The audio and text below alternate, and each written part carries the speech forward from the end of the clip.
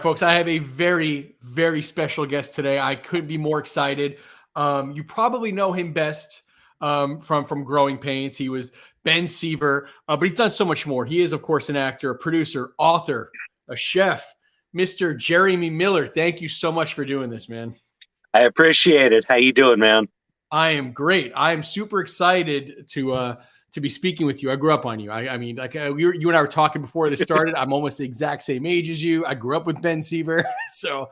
Nope, I love that. I mean, we are literally almost 1 month apart, so that's cool. Yes.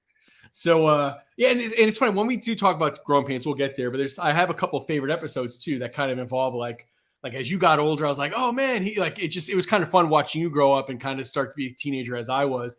Thank you, man. So what I typically do on the podcast, I love to study people's careers, because like I'm just a fan, right? And I acted for several years. I was in LA for a number of years before coming to Nashville, and I spent some time in Second City, which I'll talk about because I actually know someone that you worked with. But for me, it's so amazing that I study this stuff, but you like lived a lot of it and you've worked with some of these people. So I definitely want to ask about some of the people you've worked with and all that. I have kind of an obsession. We'll get to it. And you can see behind me there, I've got a poster here of Once Upon a Time in Hollywood. Love that movie. And actually did an entire season of my podcast on it. And in my study of your career, I found 3 great connections between you and Once Upon a Time in Hollywood. So I'll start with the first one, which is the most obvious one. You've worked with both Brad Pitt, twice, by the way, and Leonardo DiCaprio, man. That's wild. The 2 leads in Once Upon a Time in Hollywood. That's crazy. It was really cool. In a lot of interviews, they actually recognized that and talked about it. And it's nice to hear that both of them remembered their experiences on Growing Pains as a good time. That's how they talked about it in a lot of interviews, but they actually shared that connection in a lot of the publicity interviews and stuff. And they spoke highly of the show and their time on it. So that was really cool. That's awesome. Yeah, Brad Pitt's episodes really stand out because he came on twice as 2 different characters. Mm-hmm. One of which really heavily featured you because you were a fan. He was the singer, and you got backstage and got to meet him, and then you left. And when you went back in the room, you saw him cheating on his wife or his girlfriend, and it kind of devastated you. And then anyway, I'm telling you like you don't know. But no, but it was one of my favorite episodes to do of the ones that were focused around me. Getting to work with Brad was awesome. He was a really great guy. We didn't, of course, know he was going to, blow up like he did, but you knew this guy was talented. I mean, everybody on the set did. And he had this charisma, but he was also just this really incredible, fun, nice guy who treated me very well. I was a young kid. He's in his 20s, but he didn't, just brush me aside. And for years afterwards, if I ever saw him, I mean, even when he became, Mr. A-list and Brangelina and all that other stuff, I'd walk into Staples near his house and be walking around shopping. And all of a sudden I'd see him. And, he was now at a higher place than I was and everything. I didn't want to bother him. He's Mr. Celebrity. And so I wouldn't go say hi. And I'm just doing my shopping. And sure enough, I'd hear, Jeremy, get over here. And, I go over and he'd just throw a big bear hug around me and say hi. And we'd talk. And it's just, he was an incredible guy to work with and a really great just person. I mean, very friendly, very outgoing, and not, Mr. Entitled Celebrity. So It was really, he was a great guy to work with. That's awesome. Yeah, and his episode stood out because, again, you guys brought him back. He did 2 episodes as 2 completely different characters. Yeah, the other one was around Carol Seaver. The only other person who played 2 different roles in our show was Patrika Darbo. What was that? She's a great character actress. She played Principal DeWitt's secretary, but she also had another role, which I can't remember I believe her first role was different, and she had played another character, but she was such a great actress and such a great character and personality that they decided they wanted to bring her back. So we only did that with 2 people where they came on as different roles, and that was Brad and Patrika Darbo. Oh, wow. That's wild. That's pretty cool. Well, I want to definitely go through the acting stuff. I have a lot of notes, but I want to ask, I mean, so obviously for a long time now, I love pop culture and I've been following your career. I mean, you've been a chef for quite a while now. I mean, I feel like that narrative has been around for a long time. I'd love to hear about that. How'd you get into that? Well, my grandmother actually was a self-trained cook. She was one of those people who expressed their love through cooking. And we spent years of my childhood cooking for every single event. Thanksgiving, New Year's, Easter were all very big holidays in our household. And my grandmother would open up the house to the whole neighborhood. We would cook for days. I mean, we're talking like 3 20-pound turkeys, 2 30-pound hams, Wow. sides and pies for days, all sorts of stuff. And I would help her. And her whole thing was that she just wanted to give back and show the community that she loved them and she cared. And Sure. we had, I mean, everybody in our neighborhood who didn't have somewhere to be for the holiday was welcome at my grandmother's house. And that goes for the homeless in the community, which we had a large population at the time. I mean, everybody. And even the home, I mean, they were respectful. They would come to the house, but they wouldn't stick around because they knew their hygiene wasn't the best and so on and so forth. So they'd come and get a plate. They'd thank my grandma. They'd thank all of us and they'd go on their way. But that's where I got my love of cooking, is that giving to other people and showing them you love them through that and being by her side through all of that. I was her helper. So I found my love of cooking through that. And when I graduated college, I didn't graduate. Let me correct that. But when I stopped going to college, I decided I wanted to go to culinary school and I wanted to pursue that. So that's how I began. I went to Cordon Bleu and pursued it as a professional. Nice. So what capacity are you doing it now? A catering company or I had my own catering company originally, and in 2008, when we had the big crash and the whole thing, I lost my business. Given it's catering, although it is catering and personal chef, although it's consistent, it's something that people need often. When things get tight, it is a line item that is easily gotten rid of. Sure. So when the crash happened, it all died. I mean, to give you an idea, of course, holidays are a caterer's best time. And from November to December, I usually average 10 to 12 gigs during that time. And that's a lot of money. That's a lot of good work. And that year we lost every single gig. Oh my And for the gosh. next 2 years, we couldn't get work. So I lost my business and I started freelancing. I work for multiple different catering companies now as a head chef. And then I started my I started doing private chef work for people who needed home cooks, but I also started doing my cooking party classes, which are what I love to do and are so much fun. And basically, it's a group of anywhere from 6 to 12 people who want to get together and learn a style or learn whatever theme they want. I've done, 30-minute quick meals for busy moms. I've done kids' birthday parties where I'm teaching them simple things they can learn to cook on their own. There's any theme they could want, but it's basically like a 4 or 5 hour class. I teach them 3 or 4 different dishes. I give them the history. I teach them how to do it. And we get to have a great time. And it's something I really enjoy. I never knew I enjoyed teaching until I started doing this, but I really do get a kick out of it. That's awesome, man. That's great.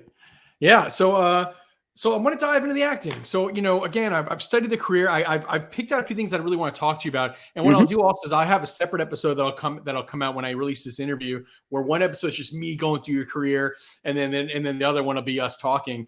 No sweat. So you got 35 acting credits on IMDb. 6 of them are upcoming credits, which I will ask you about here in the end.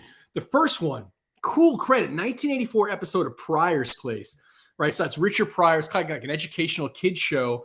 Your episode also featured Robin Williams, Marla Gibbs, who I love from the Jeffersons and 227, Shirley Hemphill from What's Happening, Yep. and Rip Taylor. That's wild. I mean, you were a kid. Do you remember much of that? Or Oh yeah, I remember that whole experience really, really well. Getting to be on Pryor's Place, and I love that you asked me about that because nobody ever remembers it. I mean, literally nobody. I talk about it all the time, but Uh, no one remembers the show. And it was such a brilliant show for kids. You know, Saturday morning show. It was a mhm. variety show kind of a thing. It followed a theme, but it was very random. And they had incredible guest stars, and it was all geared towards kids. I mean, look at it. Richard Pryor and Robin Williams, two people who I can't say that their comedy stand up would ever be geared No, towards kids, not at all. but again, they made it fun and they didn't pander to the kids. So Right. I got to meet Robin, I got to meet Richard. Ron Say was the guest star. I got to meet all these different, you know, Ron Say, the old Dodger legend, and which, being a big Dodger fan, I was Okay. like, oh my God, it's Ron Say. You know, I was probably more enthused about him Yeah. than a lot of the other actors I was working with until later on. And I realized who I got to work with, you know. Sure. I've been very privileged in my career to work with some amazing, amazing, legendary actors and actresses. Oh, you Um, absolutely have. Yeah, for Getting sure. to meet Robin Williams, I mean, just meet him, much less work with him, was Yeah. insane. And having him play a classic hobo bum that was just funny as could be on this episode was great. It was a blessing, really, to get to learn from people like that, to get to be around them. Um, I've been very blessed. I mean, I did a goofy TV movie after Growing Pains went down called Based on an Untrue Story, Right. and it was a TV movie, and they based it on all the news stuff that was going on. So like the teacher who got her high school student to kill her husband, and Oh, yeah. you know, all these different media pop things that were going on, they based the movie on, and we just had a great time. But I worked with Dan Hedaya, Harvey Korman, Ricky Lake, um, Morgan Fairchild, uh, oh my goodness, I'm blanking on a few of the other names, but I mean, just some legends, Yeah. especially in the comedy industry. And it's just working with people like that before you're even 16 years old is incredible. It really Sure. is. And I was lucky that I was aware enough to realize how amazing that was and to pay attention, you know, to try and learn as much as I could from them, Yeah. but just to take in the experience as well. Well, another early credit for you too. I mean, you started off hot because also same year, 1984, you did an episode of Punky Brewster, Hmm. and that's an iconic show. Did you watch Kid 90, Soleil Moon Frye's documentary that she made? I did. What'd you think of that? No, it was really good. And Soleil and I were friends for a very long Mhm. time. We still are. We don't, I mean, talk much. We don't see each other much, but when we do, it's old home week. Yeah. Um, but no, that was one of my first credits. My actual, I got to be a part of a lot of the iconic 80s shows. Mhm. I guest starred on Punky Brewster. I guest starred on Charles in Charge. My first job, my first actual network job was a guest spot on Different Strokes. That's not on IMDb. You're It's kidding not, me. because they cut Oh. my line and I ended up being only an extra. Oh, okay. I Let's had talk about two. that. What was that like That working was on? incredible. That was Yeah, my first, and being a kid of that age, I was a huge fan of the sure. show. I mean, I was a fan of Different Strokes, and I got to meet all of them. I got to work with all of them. Todd Bridges is still one of my very closest friends. Yeah, and Um, you later know, on, you'd appear with him in Dickie Roberts, right? Was it yep, weren't both the at the end of the, yeah, which we'll absolutely. talk about. Yeah, yeah.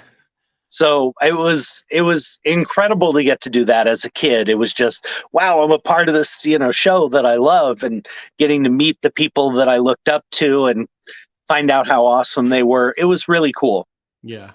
But that was one of my very first gigs, and I got to learn real quick that things change in this business, because I had two lines, and we got there, and it was my first speaking part. And when we got there, they cut the scene completely, and I ended up as just an extra. But hey, I didn't mind. It was work, and I was on a show that I knew and I loved, and it was really cool. I mean, everybody was wonderful. I didn't have any interaction really with the adults, but I interacted with Gary and with Dana as well as with Todd throughout that episode, and it was a lot of fun. What year would that have been, Jeremy? That would have been 84. Yeah. Okay. That would have been right in that same time because I didn't get anything for years. My Okay. first gig was a McDonald's commercial, and that was in my first 10 auditions. So of course my mom and I are thinking, oh shit, this is easy. It's and I did. I booked a national McDonald's commercial, and the funny thing is it was me, Jaleel White, Brandon Call, and RJ Williams. Oh, Now, wow. I don't know if you know those two last names, but both of them went on to do multiple pilots during the 80s and 90s. They were huge working actors during that time doing guest spots and stuff, but they also each had their own pilots at different times that never got picked up. Wow. So it was just really kind of one of those unique, I won't compare it to the same, but like Outsiders, the movie where everybody was Sure. unknown and everybody went on to actually succeed. Right. It was a weird commercial because Jaleel went on to do Family Matters. I went on to do Growing Pains. Brandon and RJ went on to do like 10 different, sitcoms during the 80s and 90s. Sure. So it was pretty cool. That is pretty wild. It's funny. I spoke with Andre Gower not too long ago, and your name came up. Love Andre. Andre's one of my boys. Yeah, he's a good dude, man. We He's really auditioned together for everything. right. Everything. If I had an audition, Andre was there. Right. We knew each other for a very long time. That's pretty cool. That's pretty special to have that circle and see so many of them go on to do pretty cool things. Well, I'll tell you something about Andre.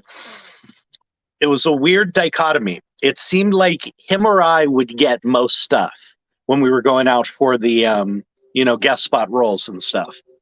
And when I booked Growing Pains, I actually booked another show at the same time. I booked a show on NBC called Fathers and Sons, Ah. which starred Merlin Olsen. Mhm. And at the time, and I think it's still the same, when you get called to do a screen test, you have to sign the contracts. You have to decide before you do the screen test. So I was asked to screen test for both shows, Growing Pains and Fathers and Sons. Uh-huh. And my agents and everybody else wanted me to take Fathers and Sons because NBC was the dominant network. Mhm. Merlin Olsen was a well-established name in TV. They had bigger names, and everybody wanted me to take that show. My mother and my grandmother had a feeling about Growing Pains, and they decided that that's the way we should go. And, Father and Sons lasted 1.5 seasons. Yeah. And Growing Pains went on to become an iconic 80s show. It was sheer, I won't say luck, but if not for my grandmother and my mother, I'd have been doing the other show.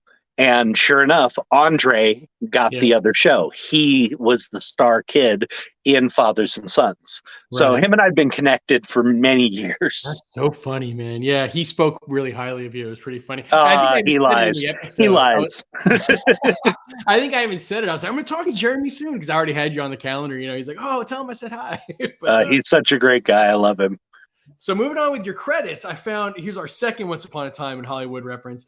You did the miniseries in 1985, Deceptions, which again, cool cast: Stephanie Powers, Barry Bostwick, Fairuza Balk. Wow, love Fairuza Balk, and Sam Wanamaker, who is a character in Once Upon a Time in Hollywood. He was the director of that pilot of Lancer. Yeah. No, that was an incredible experience. Getting to work. Weird enough, I just reconnected with Stephanie Powers at a autograph signing convention. Really? And had a wonderful moment. I waited in line with her fans. I was there signing too, but I took a break and I waited in line with her fans. And sure enough, her fans recognized me and knew I had been in the movie with her. So they all pushed me to the front of the line. And she looked up and I introduced myself. And as soon as I got my name out, she looked up and went, "Oh my God, my son." And That's she gave me the biggest hug and we talked for a while and it was really awesome. It was really wonderful getting to see her. getting to work with legends like Stephanie Powers and Barry Bostwick. I Mhm. mean, Barry's credits, I mean, are insane. I mean, Rocky Yeah. Horror Picture, the man's iconic. Yeah. He's absolutely iconic. And Stephanie, with Heart to Heart and everything else she did, amazing actress from the 80s and 90s and still doing great work. I was, again, really, really blessed to get to work with wonderful people. Yeah. I got to work with icons throughout my career, and that was just an amazing blessing. I got to learn from them, I got to watch them, and I got to be their friends. I mean, I still see Barry regularly. We've done a couple small independent films together. We've been at conventions together. We've done tons of stuff. And every time I walk in the room, all I hear is, my son, and I've been very blessed to work with great people. What are those conventions like? Do you enjoy those? They're fun. I mean, it depends on your take on it. I am a people person. I like meeting people, I like talking to people, and I love hearing the stories. So for me, it's a blast. Yeah. Because people want to come up and tell you about this episode that touched them or changed their life. Or, I mean, I've had people from all over come to these conventions just to, meet me and get an autograph. And they will tell me their life story and how I somehow had an impact on that. That's amazing.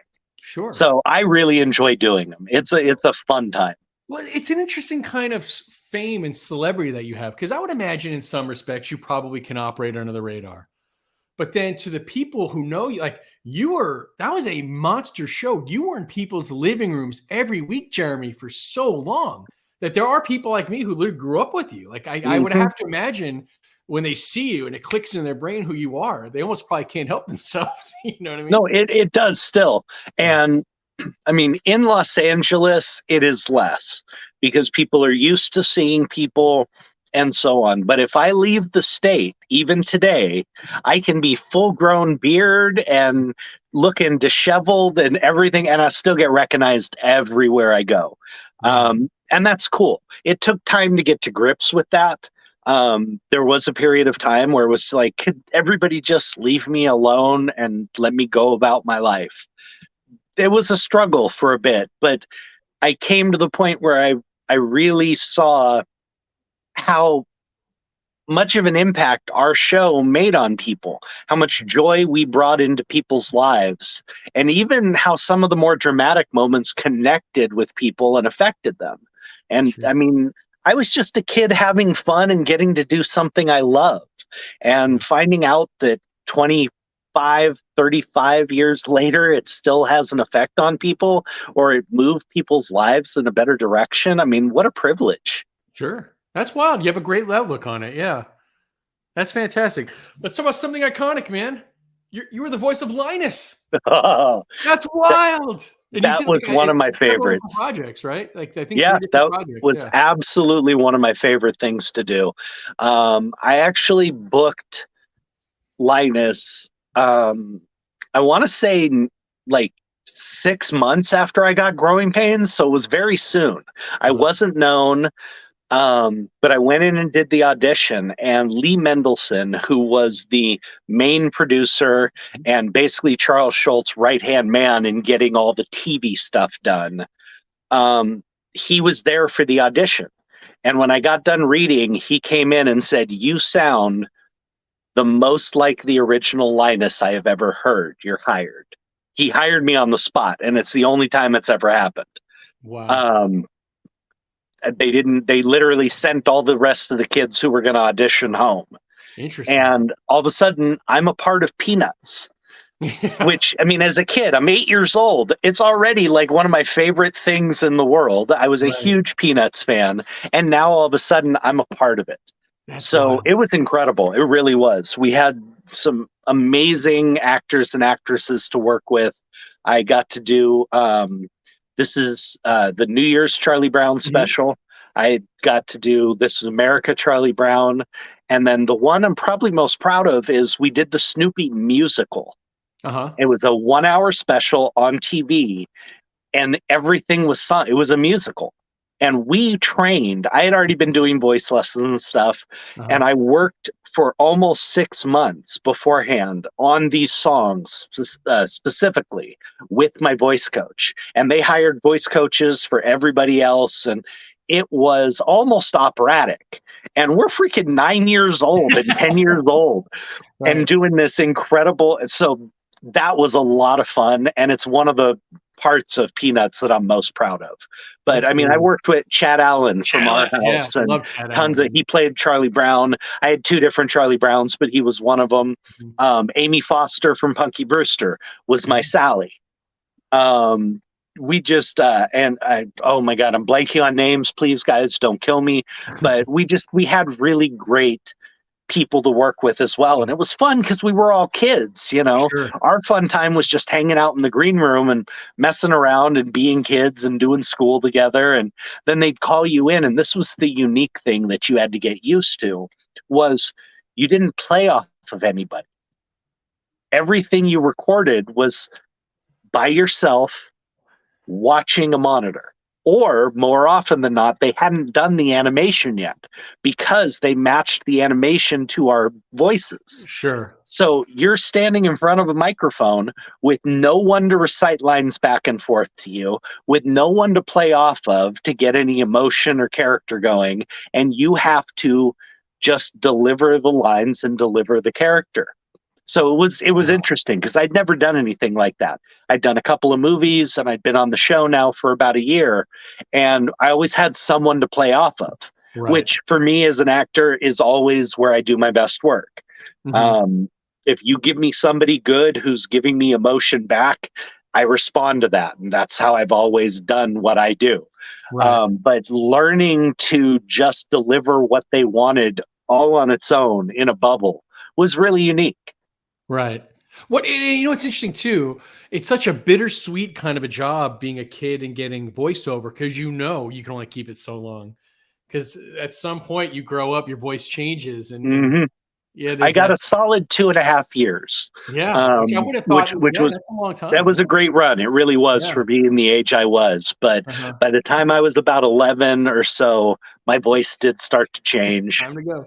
I kind of Yeah. hit puberty early, and they were like, sorry, we're going to have to let you go, Sure. which I always knew. I mean, even at 8, I knew this couldn't go that long. I am not a trained voiceover actor. I can do voices and I can do characters, but I'm not a trained voiceover actor. There are actors and actresses out there who are 40 years old who can give you a perfect kid's voice, who Yeah. can give you that same tone. Mhm. I was not there. I was not at that point. Sure. So it was time to move on. Time to And go. I honestly, it wasn't heartbreaking or anything. It was disappointing, but you knew it had to happen for a reason. Yeah. You know, if they hired me because my voice was the closest to the original Linus they had ever heard, well, when that changes, obviously, Yeah. there's an issue. There it goes. So I did it till almost 11, 11 and a half, and then it was time to move on. That was it, And huh? honestly, I feel so privileged and blessed to have been a part of such a iconic, you know, Sure. show, and not even show because it encompasses so much. I'm a part of an iconic family. I Yeah. mean, we've done many reunions, and they get all the different actors and actresses and voices together. I've met people from, who were doing the voices 50 years ago, Wow. and we all connect. We're family because Yeah. we all did the same thing, and we're a part of this, this same wonderful history. That's wild. That's really great. I wouldn't have thought of that. That you guys know each other and continue that relationship. That's pretty cool. Well, that Yeah, takes it's us to oh, go ahead, man. Oh no, it's really awesome. I mean, I've been blessed in that most of the projects I've worked on, I have had amazing people who have been very loving and caring, who we have connected with, who are still a part of my life, 35 years later. So it's Yeah, pretty awesome. that is pretty awesome, man. So here we are. Let's talk about growing pains. I'd be remiss if I didn't jump into this. I didn't really do much research on growing pains because I grew up, I watched it, I knew it. A couple things I want to talk about. First of all, just how quickly did your life change? Like, at what point did you know, oh, this is different? Like, this is.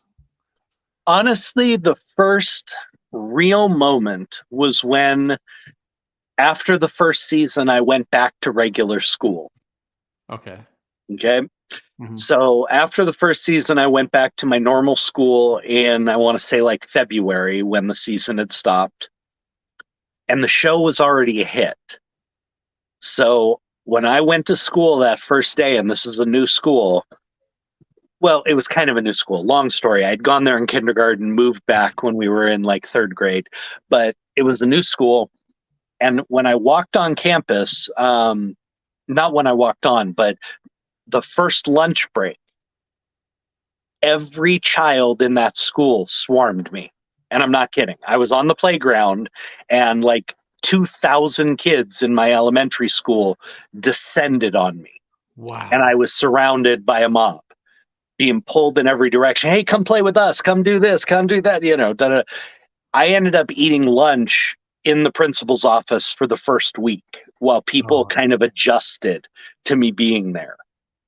oh my And that was gosh. my first, I'm only 8 years old, and that was my first experience of, wow, things have changed. Sure. And Man, then soon after that, I actually dealt with a bully situation because of growing pains. I mean, I you bet. couldn't have written it any more cliche. It was Hmm. this sixth grader who decided he was going to beat the crap out of a third grader regularly because I was on growing pains and everybody liked me. Yeah. There was no other reason. Him and I had no beef. I had never done anything to him. He Right. literally didn't like that everybody in school was paying attention to me and liked me. So he decided he was going to pick on me. And he kicked my butt in school and out for plenty of time. Oh man. Um, but so there's always a give and take, Sure. but it's those times where I really realized my life has changed. Things are Right. not going to be normal. Well, since we're in this vein, I might as well just bring it up. I mean, I recall reading and hearing you had some pretty weird fan experiences too, right? On the set of Growing Pains, wasn't there some strange stuff going on? I actually had a stalker, Mhm. um, and he was very serious. It was a nasty situation. I, being a kid, was kept in the dark at first. I Okay. was getting regular fan letters where this guy was describing in great detail the things he wanted to do to me, which included killing and raping me. Sometimes not in that order, sometimes in that order. Sure. He was out there. Wow. And one day, these guys showed up on set. Very intimidating looking guys in black leather trench coats following me around set. And I'm like, what the hell is going on? So I went to my buddy Dave, who was the head of security for our lot. And I said, Dave, what's going on, man? Something's up. And he said, I really can't talk about it, man. I said, look, I'm not stupid. I said, I got these guys following me around. Everybody seems nervous. What is going on? And he said, I can't tell you anything right now, but you're the high horse at the trough. And I got chills. Wow. I was like, holy crap, something's really going on. And that night, because they had found out that I found out, they explained it to me. And this guy had basically given dates where he was going to show up and kill me. Oh my gosh. So I had FBI. That's who those guys were. They were FBI following me around the lot at, 12 years old, 13 years old, whatever it was. Hmm. That was scary. Sure. Um, we thankfully, because of Gavin Becker, who was the head of Warner Brothers Security at the time, was working with the FBI. They got a handle on things, and then this guy slipped up and he wrote me a 32-page manifesto of his life story and his what he's going to do, and he put his address on it. We found out Nice. later, an alcoholic. He was an addict, and he was a pedophile, and he was very disturbed. He was writing letters to Prince William and Prince Harry, as well as me. Oh wow. He was stalking some major people. This guy had issues. And I mean, I was dating Danica McKellar at the time from Wonder Years. He would Get write out. he would write Danica letters saying, buy a nice dress to wear to Jeremy's funeral and Oh my stuff like that. gosh. I mean, this guy was scary. Um, but after he put his address on the paper, Gavin and the FBI showed up on his doorstep and arrested him, Got it. and he went to prison for 18 months for stalking. But as is often the case, the day he got out, he called me and left a message on my answering machine. Man. So, yeah, it's an interesting aspect of what we deal with. I mean, And, it's a great life. I have no complaints and I wouldn't trade it for a single thing. I mean, everything I got to experience and do, the incredible people I met, but it doesn't come without its drawbacks. no, sure. I mean, not that there's a time that it's ever not scary, but you also put it in perspective. That's what, just probably a couple years after Rebecca Schaefer, right? I mean, so It was right at the same time as Rebecca. And yeah. here's the thing, Rebecca was a friend of mine. Oh, wow. We had the lot that we filmed on to ourselves. We filmed on the Burbank Ranch, which was their location ranch. That's where they had the Fantasy Island set and their Old West sets. So if shows or movies and things like that wanted to film, they went to the ranch. We were Okay. the only show that had a soundstage and was a regular on that lot. Okay. So we had the run of the place. And about third season or fourth season, they built a second soundstage and they brought My Sister Sam Mm, onto our lot. So sure. I was friends with Rebecca Schaefer. She worked literally right next door to us. Our trailers on set were near each other. We talked all the time. I was there that morning when she did not show up to work. That's how we all found out what happened. Oh my gosh. We So showed yeah. up to work Monday morning and Rebecca never showed. And so making your experience that much more terrifying, I'm It, sure. it definitely did. I mean, you Yeah. realize this is very serious, even at a young age. I mean, Rebecca was stabbed, I don't know how many times on her front porch. Yeah. She was the catalyst for all the stalking laws we have Right. nowadays. They didn't exist. Before Rebecca, they did not exist. There were no laws about stalking. There was Mhm. no prohibitive anything until that happened. And I Right. mean, it's a drastic shame that such a beautiful young woman, such an amazing soul was taken from us so that we could get to that point. Right. But that was truly the catalyst. I mean, her death may have saved I don't know how many lives because Sure. there was no punishment. There was nobody even realized this was a thing. And it was hard. I mean, having her not show up was really difficult because everybody was just like, "What's going on?" I mean, their whole team, their producers, everybody, "Where is she? What's going on?" I Uh-huh. didn't see her like I normally do in the morning before we go for our read through and stuff. And it was a trip, man. And then we found out later in the day they got the police report that she had been murdered. It was a Yeah. horrible time. It really was. And it really, even as a kid, it made you realize that not only is my life not normal, but there's some really bad things that are associated with this. Sure. And you guys had, I mean, yeah, I mean, I would imagine you had a lot of big stars on Growing Pains. I mean, let's talk about that cast. I mean, Alan Thicke and Joanna Kearns. The kids, I mean, Kirk Cameron was a juggernaut. I mean, he was in all the magazines. Tracy Gold, who I had a huge crush on Tracy Gold. Same here. Followed her Yeah. around like a lost puppy. Um, Of no, course, we you had an and incredible cast. yeah, I mean, Alan was and is such an icon in this industry. yeah, I have never been able to heap enough praise upon Alan. I mean, you're talking about a brilliant actor, comedian, musician. I mean, yeah. played guitar, keyboard, saxophone, singer, composer, That's right. producer, writer. I mean, one of the true Renaissance men I've ever met. He Speaking of different strokes, right? He did. Yeah, and that's I mean wrote the Yeah. wrote the theme song for Different Strokes, wrote the theme song for Facts of Life, wrote probably 80% of the jingles and stuff and TV themes you heard during the 80s and 90s.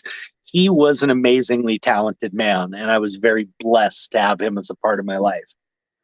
And then, Was the cast? Kirk being Go ahead. I'm huh? sorry. No, you Oh broke no, up no, for a no. second. Go ahead. No, go ahead. I was just saying, Kirk, being Mr. Celebrity, he was the heartthrob of the show. Sure. Um, that's I'll tell you, one of the brilliant things Alan did. Alan knew that Kirk was going to be the breakout star. From day one, Mhm. Alan pinpointed that Kirk was going to be the guy on our show. So you know what he did? What's He that? he tied his contract to Kirk's. Really? Meaning what? Everything his Oh, contract everything Kirk said got? that no matter what happened, he had to be paid the most on the show by $1.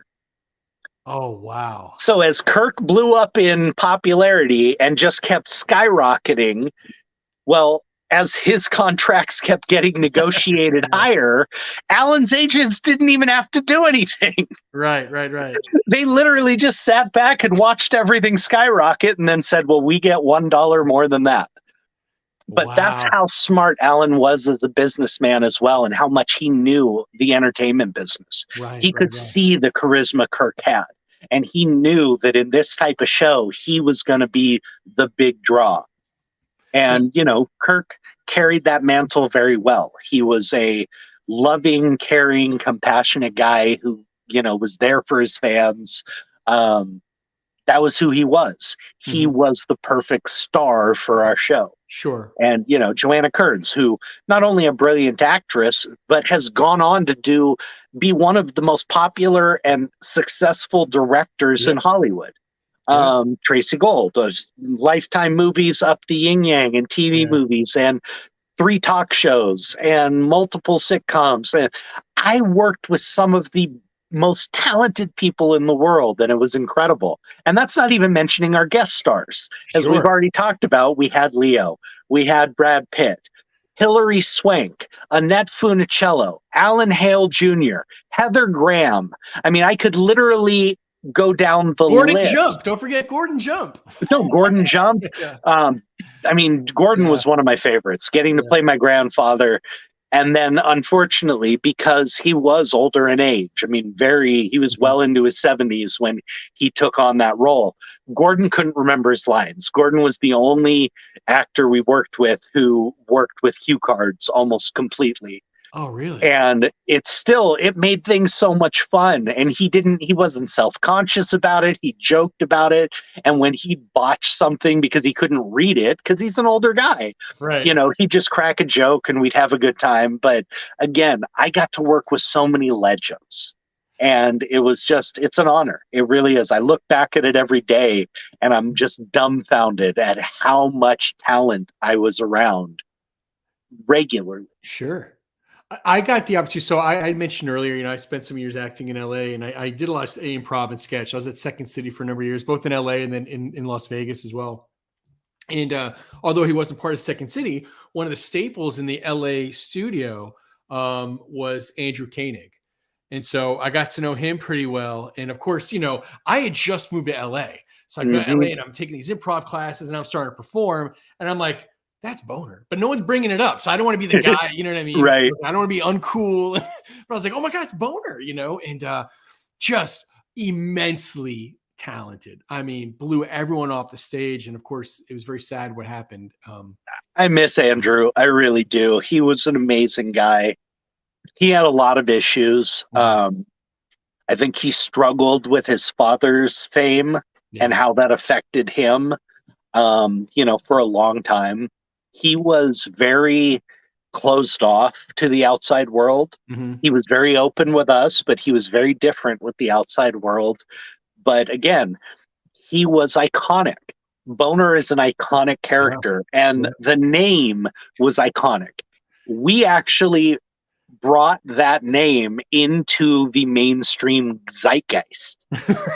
You did not hear that Right. term. It was a slang, but you did not hear it regularly Yeah. until Growing Pains introduced that character. Right. So Andrew was amazing.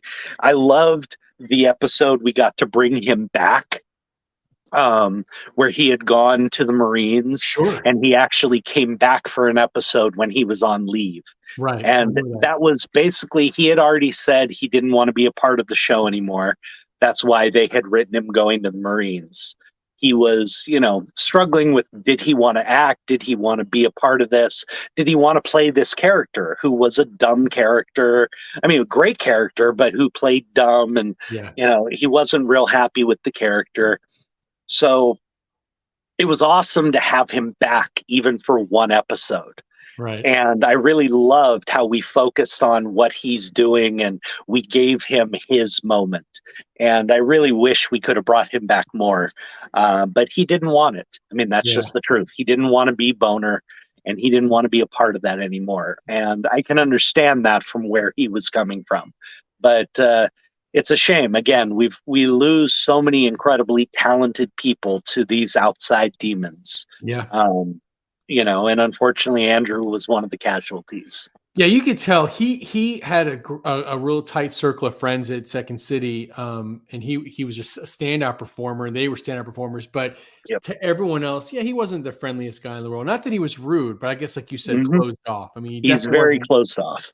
And yeah, thank God I made the right choice. I was like, I don't think going and saying, "Hey, are you Boner?" would have been the right move. Nope, you absolutely did the right thing. But that's really cool. I'm glad you got to know him a little bit. Oh, because and he just, I'd see him on stage. I mean, he was just at an improv jam midnight on a Saturday. he was phenomenal. Blow everyone off the stage. Just. I really wish he was still working right now. I wish he was still with us because I really would have loved to see what he could go on and do. He had so much talent. Oh, he absolutely did. So I've got two favorite Ben Seaver episodes. First one, I think of Ben, and I know this had to have come up in a million interviews for you. I was thinking of two things. Lots of yelling. I feel like you're always leaving the room screaming. The scream. And you were always eating, man. That kid was always eating. Those were definitely my two signatures. You have the Ben Seaver scream, and then the fact that I was eating in practically every scene. Right. The scream was fun. I always had an ability to hit, a big pitch and get it up there. And I have, I don't know, strong vocal cords. It never bothered me. So it didn't matter how loud or how long they needed me to do it. It wasn't a problem. But the eating thing actually became an issue. By the third season, when I was 10 years old, I was getting chubby. And I mean really chubby. Because I was a kid who liked to eat anyway. And then you're sticking food in front of me. And it's pudding and it's popcorn. It's all this other crap. 3-4 takes. Well, here's the problem is as a kid, I just keep eating it. It didn't matter if the take was going on. Right. I just keep eating. So yeah, around 10 to 11 area, I started getting pretty chubby and the producers were like, we need you to move. We need you to do things. Sure. This isn't going to work. But that was my character. It was that running gag of I walked into I don't know how many times I walked into a scene with like a turkey leg, like a giant turkey leg, right, or a freaking 5-pound box of popcorn or whatever it was. It was just kind of a running gag. I have a theory about that now because I was famous for that. Brad Pitt. I'm wondering if he picked it up from you. Hey, who knows? Brad Pitt ripped you off, Jeremy. Hey, if anybody's going to do it, God bless you, Brad. So I've got two favorite Ben Seaver episodes because I watched every episode of the show. The two that jump out at me, because you mentioned Alan Hale Jr. earlier, is the Ben Dream episode where Skipper's in it. And I just remember that. And it's funny. I haven't seen an episode, 30 years. I don't know when I last saw that episode. But there was a scene in it where I remember in the dream, you find out that when you're not home, other kids go in your room and play with your toys. And it's funny. I've got two daughters now. One's 13 and one's 10. And I've probably made that joke to them 50 times, and they don't know where it comes from, but it's from that. I'm like, yeah, when you're not home at school, I have other families that come in here. I love it. And but the other one that I always love about you is as we're getting older, I say we, because we're the same age. There's a cool episode in one of the later seasons where you and Mike Seaver, Kirk, obviously, going out to find paste for a project. And if you guys are out on it, and that was like the first like Ben as a cool older kid kind of episode. And if I'm not mistaken, from 90210, Jenny Garth. Jenny Garth was one of the girls. Yeah. Yep. Cool I'm still good friends with Jenny. That's honestly one of my favorite episodes because of the way we got to film it and all the time we got to spend together. Mm-hmm. Because it was Ben and Mike out looking for paste and it was all night stuff. We filmed at 12 o'clock at night to between 12 and 5 in the morning every night when we were filming that episode. Wow. We were on location on Ventura Boulevard in LA. We were on location on the Warner Brothers streets that look like cities. And we all got to spend it together just having fun. So Jenny Garth, me, Kirk. It was a freezing night. And one of the scenes we're doing at one point, I'm like crammed in the car with Jenny and the other three girls. We're in their little Volkswagen because they were the only ones who had heat. The car Kirk and I were using was an old Fiat. Right. That was Yeah. Kirk's car in the movie, Remember in the that. Yeah. show. It had no heat, and it was a convertible. So it's like 40 degrees outside, and we're filming. So I'm in the car, cuddled up with the girls, with the heater on, and Sure. we're just all laughing and telling jokes. Those were the things I enjoyed the most. I mean, Yeah. I love the craft, I love doing it, but all those behind the scenes moments, all those moments where we just got to be friends and hang out together were the best. I love it, man. Well, I want to get you out of here in time, so if you'll indulge me, I just had a couple Yep. quick things. I had that one last Once Upon a Time in Hollywood reference that I found. We don't have to talk too much about the project, but in 1990, you did The Willies, which is cool because it's Sean Astin, who was in The Goonies, about One-Eye Yep. Willie. So I guess Sean Astin's all in these Willies. But Clu Gulager was in that, and Clu Gulager was in Once Upon a Time in Hollywood. So in Yep. looking at your credits, those are the three references that I found. But I definitely wanted to talk about, if you're okay with it, real quick, the end of Dickie Roberts. Mhm. I love the movie, and I thought that was such a fun ending to it. Um, and I'm a David Spade fan. I'm not sure if you had a good experience or not. I can't, but I love the end. But when I was going through it and researching her career, I was taken aback by how many of those people are gone now. I just hadn't done that math until I looked at it. It's getting to do Dickie Roberts was awesome. And I'll tell you, just in my experience, David was awesome. Okay. Okay. Just in my dealings, he called us all personally and asked Wow. if we would be a part of this. He said, "This is my vision. This is what I'm trying to do. Would you please come and do this?" Right. And sure enough, we all jumped at the opportunity. I mean, the fact that he called personally and asked, of course, Sure. but it was a great experience. I mean, Marion Ross and, I mean, all these iconic 80s and So 90s and cool. even Yeah. 70s TV stars. And in fact, the funny part was it was a director's nightmare because we're trying to direct this final scene that should only take like 15 minutes to shoot, but it's old home week for all of us. So we're all catching up and we're all Sure. talking. He can't get anybody to focus and do what they need to do. That's funny. So it was a director's nightmare, but it was a really fun episode, fun thing to film. Yeah. And tragically, it was the last time I saw Corey Haim alive. Oh, wow. That's right. Yeah. I had been friends with Corey for a long time. I knew both Corys for a long time. I mean, I can go back to, I don't know, probably 1989 when I walked into the bathroom at Ed DeBevick's, which is a 50s diner in Hollywood back then. They were having a big party, and I went into the bathroom, and there was both Corys shooting up. Oh, wow. I've had dealings with them for a long time. I'm glad, Feldman is sober and doing better, but Haim and I were close. Not super close, but we were closer than I was with Feldman. And that was the last time I saw him alive. And unfortunately, I don't have enough fingers to count the amount of friends that I've lost to addiction and depression and drugs or alcohol in the last 10 years. Right. I could probably run out of fingers and toes. So it's the dark side of this business. There's a lot of negatives. You don't know who you are. You don't know what your worth is. There's a lot of very negative things that it takes a long time to work through. I mean, Jonathan Brandis from Sequest was one of my dearest friends. I mean, over at my house all the time. His girlfriend was my girlfriend's best friend, and all this other. We knew each other well. Right. And he hung himself in his closet a week after I talked to him. It's hard. I mean, I had my moments. There are plenty of dark sides to this. Yeah. I mean, it's one of the reasons I've said for many years, because of my alcoholism and everything else, I'm glad I never owned a gun, because had I probably wouldn't be here. Right. It's a tough life. It really is. It's filled with more wonder than you can possibly imagine. but it also leaves you with more doubts than you can possibly imagine. And a lot of people can't deal with that. A Sure. lot of people can't come to terms with that. Wow. Wow. I can feel it when you're saying that. When we first started talking today, one of the names that came up was Todd Bridges. And it's like, man, that's a guy you want to see win. You know what I Amen. mean?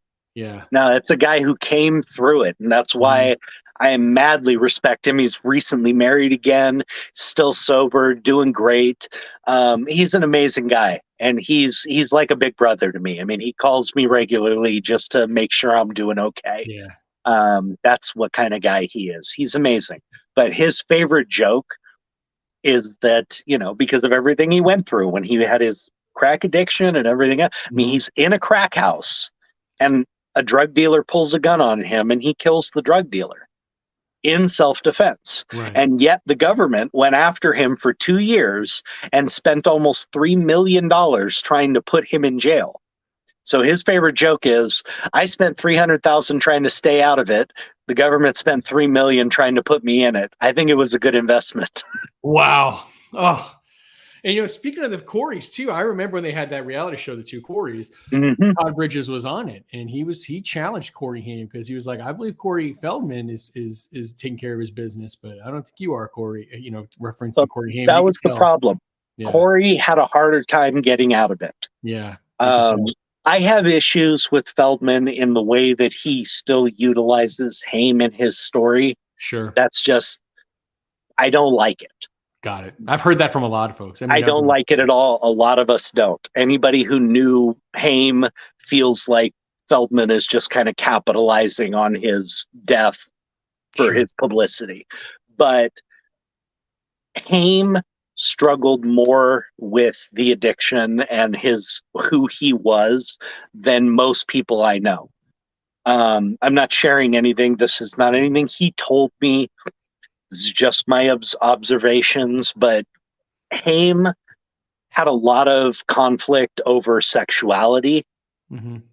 He wasn't sure who he was or where he was, yet he was sexually abused by a man when he was filming the film Lucas. Hmm. I know who that was. I'm not going to talk about it. Many people assume it was Charlie Sheen. It was not. But that kind of event, and I experienced my own stuff, but I didn't experience it in the industry. Okay. Okay. I had sexual abuse. I had mental abuse. I had all that, but that was a family member. He dealt with it in this industry.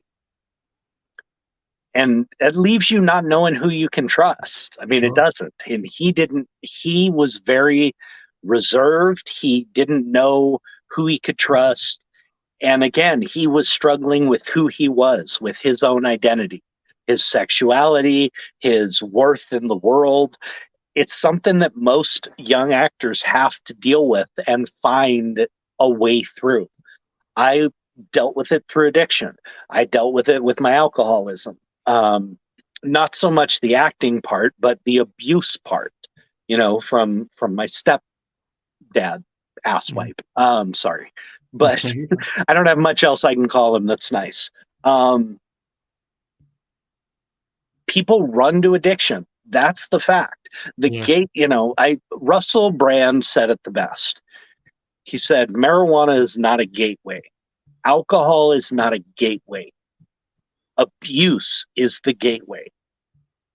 And it's Mm. true.